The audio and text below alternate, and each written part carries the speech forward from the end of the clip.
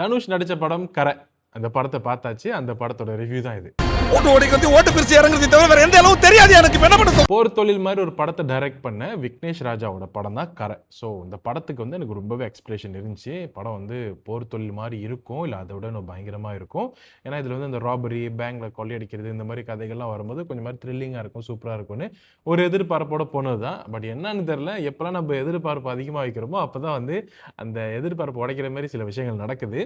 இந்த படத்தில் தனுஷ், மமிதா பைஜு, சூராஜ், ஜெயராம், அப்புறம் KS ரவிக்குமார் சார், இந்த மாதிரி நிறைய ஆக்டர்ஸ் வந்து நடிச்சிருக்காங்க. இதில் எனக்கு மனசில் ரொம்ப நின்ன நடிகர்கள் யாருன்னு பார்த்தீங்கன்னா தனுஷ் அவர்கள். ஏன்னா அவர் எப்போவுமே கிராமத்து சப்ஜெக்ட்னா அந்த கிராமத்தை பையனாகவே மாறி இல்லை எந்த கேரக்டர் கொடுத்தாலும் பக்காவாக நடித்து கொடுத்துருவார். இன்னொரு பேங்க்குக்கு போய் கொள்ளையடிச்சிருக்கான், பிச்சு வாங்கிடுவார் நடிப்பில். அவர் வந்து சொல்கிறதுக்கு என்ன சொல்கிறது இல்லை, நல்லாவே பண்ணார், ரொம்ப நல்லா பண்ணார். மமிதா பைஜுக்கு கேரக்டர்ஸ் வந்து அந்த ஸ்பேஸ் ரொம்ப கொடுக்கலையோன்னு எனக்கு தோணுது. ஹீரோயின்ற பேரில் கொஞ்சம் வந்தாங்க, சில இடத்துல இருந்தாங்க. அப்புறம் அந்த ஹீரோயினுக்கான ஸ்பேஸ் ரொம்ப கொடுக்கலையோ அப்படின்னு எனக்கு ஒரு ஃபீலாக இருந்துச்சு. ஜெயராம் அவர்கள் பேங்க் மேனேஜராக நடித்தார். ஒரு புதுவிதமான சாஃப்டான வில்ல மாதிரி அப்படியே கொடுத்தாரு, அதுவும் சூப்பராக இருந்துச்சு. சூராஜ் வந்து அந்த போலீஸ் கேரக்டராக ரொம்ப நல்லா பண்ணார். அந்த இன்வெஸ்டிகேஷன் பண்ணுற ஸ்டைல், ஓப்பனிங் சீன்லேயே அந்த பேர் வாங்கணும், அந்த ரிட்டைர்மெண்ட் டைமில் நல்ல பேர் வாங்கணுன்றதுக்காக அந்த ஒரு கேஸ் போடும்போது நடக்கிற அந்த சம்பவங்கள், அதுவும் ஓப்பனிங் வந்து ரொம்ப சூப்பராக இருந்துச்சு. எனக்கு பணம் வேணும். ஸோ இந்த மாதிரி விஷயங்கள். அண்ட் KS ரவிக்குமார் சார் வந்து அப்பா கேரக்டராக பண்ணியிருந்தாரு. பட் அப்பா கேரக்டர் அவர் வந்து ஒரு மாதிரி புதுசாக இருந்துச்சு. ஏன் அப்படி பேசுற? அவன் திருந்தி தான்டா வந்திருக்கான். அது அப்படியே அந்த அப்பா கேரக்டருக்குள்ளேயே போய் ஒரு மாதிரி டிஃப்ரெண்டாக கொடுத்துருந்தாரு. ஒரு வயசான அப்பா நார்மலாக எப்படி நார்மலாக நடக்க மாட்டாங்க. அது வந்து ஒரு மாதிரி தாங்கி தாங்கி நடந்த அந்த பல்லு எடுப்பாக இருக்கட்டும், அப்புறம் மூச்சு வாங்குறது, அந்த கண்ணு இப்படி பார்க்கறது, அந்த நடக்கிற நடைகள், அதெல்லாம் வந்து ரொம்ப டிஃப்ரெண்டாக இருந்துச்சு. அதில் வந்து KS ரவிக்குமார் சார் வந்து ரொம்ப பெரிய எஃபர்ட் போட்டிருந்தாரு. அது ரொம்பவே நல்லா இருந்துச்சு. அப்புறம் திடீர்னு பார்த்தாக்கா MS பாஸ்கர் சார் வந்து அந்த KS ரவிக்குமார் சாரோட ஃப்ரெண்டாக நடிப்பார். அது வந்து MS பாஸ்கர் தான் கண்டுபிடிக்கிறதுக்கே எனக்கு வந்து ஒரு 4-5 சீன் எடுத்துக்கிச்சு. தாக்கத்தை ஏற்படுத்தும் என்று அஞ்சப்படுகிறது. உத்து பார்க்கும்போது தெரியுது MS பாஸ்கர் சார் என்னடா மனுஷன் இப்படி மாற்றி வச்சிருக்கீங்க. அந்த குரல்லையும் கண்டுபிடிக்க முடியல, அந்த முகத்திலையும் கண்டுபிடிக்க முடியல, நடக்கிற நடையிலையும் கண்டுபிடிக்க முடியல. ஏன்னா பக்காவான ஒரு 80-90 வயசானவர்கள் வந்து எப்படி இருப்பாங்களோ அதே மாதிரி மேக்கப் பண்ணி, அதே மாதிரி வாய்ஸ் மாடுலேஷன்லாம் மாற்றி தான் வந்து MS பாஸ்கராக இருக்கட்டும், KS ரவிக்குமாராக இருக்கட்டும், இந்த மாதிரி கேரக்டர் உயிரோடு அந்த ரொம்ப ரொம்ப ரியலாக கொண்டு வந்தாங்க.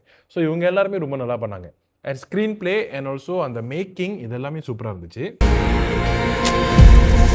பாட்டும் வந்து கேட்கும் போது எங்கடா ஒட்டுமோ அப்படின்னு நினச்சிட்டு இருந்தேன். பட் படமாக பார்க்கும்போது நல்லா இருந்துச்சு. கண்டிப்பாக அதில் வந்து சில குறைகளும் இருக்குது. நம்பர் 1 பார்த்தீங்கன்னா படத்தோட மெயின் வந்து எதுக்காக அந்த ராபரி நடக்குது, அந்த காரணம் வந்து அவங்க அப்பாக்காக தான் பண்ணுறாங்க. அந்த கடன் அடைக்கணும், பேங்க்கோட ஹிடன் சார்ஜஸ், இந்த பேங்க் கடனை அடைக்கணுன்றதுக்காக தான் பண்ணுறாங்க. பட் போக போக போக ராபரியை வந்து ரொம்ப முக்கியத்துவம் கொடுத்து அந்த அப்பாவோட அந்த காரணத்தை வந்து ரொம்ப காட்டலையோ, அந்த ஒரு எதுக்காக இதை பண்ணுறாங்கன்றது அந்த ஒரு வந்து அப்பப்போ காணா போயிடுச்சு. ரொம்ப ராபரியை மட்டும்தான் வந்து ஃபோக்கஸ் பண்ணாங்க. அதுவும் வந்து எவ்வளோ காசு தேவையோ அவ்வளோதான் அவர் வந்து எடுக்கிறாரு.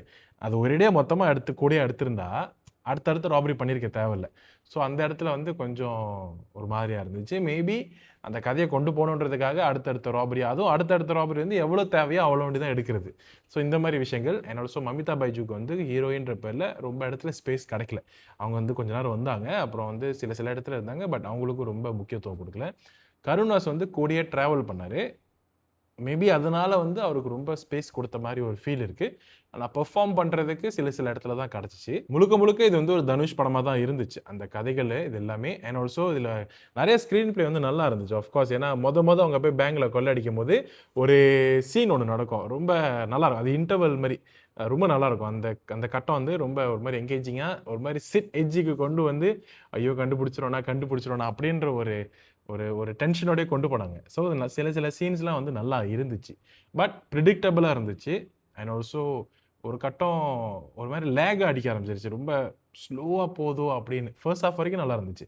செகண்ட் ஹாஃப்க்கு அப்புறம் ஒரு மாதிரி லேக் அடிக்க ஆரம்பிச்சிருச்சுன்னு ஃபீல் ஆகணுச்சு எனக்கு. என்னடா போய்கிட்டே இருக்கே, ஒரு ஒரு ஒரு ஒரு முடிவு வருமா, என்ன முடிவு வரும், அந்த முடிவு வந்து இப்படி தான் வரும் அப்படின்ற ஒரு ப்ரெடிக்ட் இருந்துச்சு. அண்ட் KS ரவிக்குமார் தனுஷோட அப்பா வந்து தனுஷ் அந்த மாதிரி பேசி முடிச்சதுக்கப்புறம் கண்டிப்பாக இறந்துருவாருன்னு நான் ப்ரெடிக்ட் பண்ணேன். அதே மாதிரி நடந்துருச்சு. ஸோ ரொம்ப ப்ரெடிக்டபிளாக தான் இருந்துச்சு படம். பட் ஒரு பயங்கரமான கதைன்னு சொல்ல மாட்டேன், நல்ல படம், பார்க்கலாம், கண்டிப்பாக பார்க்கலாம். நீங்கள் போய் பார்த்துட்டு ஒரு நல்ல ஒரு ரசிச்சுட்டு வரலாம். இடையில வர நிறைய படங்களுக்கு மத்தியில் இந்த ஜான்ரா இந்த ஸ்டோரி வந்து டிஃப்ரெண்ட். நான் எந்த படம் கூடயும் கம்பேர் பண்ண விரும்பல. இது ஒரு தனி ஸ்டாண்டர்ட் மூவி தான், நல்லா தான் இருந்துச்சு, பார்க்கலாம். சில மைன்யூட் இருந்துச்சு, ஜஸ்ட் அந்த மாதிரி விஷயங்கள் தான். அண்ட் நிறைய கேரக்டர்ஸ் வந்து ஹேங்கிங்கில் விட்டுட்டாங்கன்னு எனக்கு தோணுச்சு. தனுஷ் கூட இருக்கிற அந்த பையனுக்கு என்னாச்சு, கருணாஸ்க்கு என்னாச்சு, இந்த மாதிரி நிறைய விஷயங்கள் வந்து ஹேங்கிங்கில். எப்படி வந்து கடைசியாக எல்லா வீட்டுக்கும் காசு கொண்டு போய் கொடுத்தாரு, அது அந்த கேள்விக்கு பதில் இல்லை. ஸோ இந்த மாதிரி சில கேள்விகளுக்கு வந்து நிறைய பதில் இல்லை இந்த படத்தில். மேபி வந்து ரொம்ப லாங்காக போனனால அதை காட்ட முடியலையோ என்னமோ எனக்கு தெரியல. பட் ஆக மொத்தத்தில் கரை வந்து ஒரு நல்ல படம் தான். நான் வந்து 6/10 கொடுப்பேன். இது என்னோட பர்சனல் ப்ரெஃபரன்ஸ். பட் தனுஷ்காக கண்டிப்பாக இந்த படம் நீங்கள் பார்க்கலாம், நல்லா தான் இருந்துச்சு. அப்படி நீங்கள் கரை படம் பார்த்துட்டீங்கன்னா உங்களுக்கு எந்த சீன் என்ன பிடிச்சிருந்துச்சு மறக்காமல் கீழே கமெண்ட் பண்ணுங்கள். மறக்காமல் சப்ஸ்கிரைப் பண்ணிடுங்க, பெல் ஐக்கனை தட்டி ஆலில் போட்டுருங்க, லைக் பண்ணுங்கள், கமெண்ட் பண்ணுங்கள், ஷேர் பண்ணுங்கள். Ciao from Kritika.